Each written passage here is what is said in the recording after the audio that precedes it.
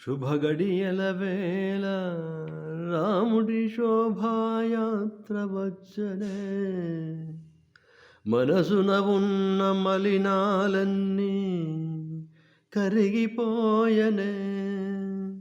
సనాతన ధర్మం దారి తప్పక దీపంలా వెలిగనే.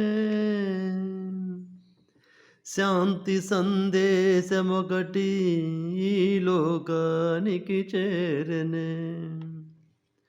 పసుపు కుంకుములతో స్వాగత సత్కార్యాలు జరిగనే.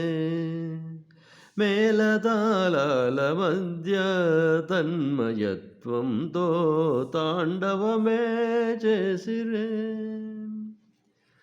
దీపాల వెలుగులతో ఈ ధరణి మెరిసెనే.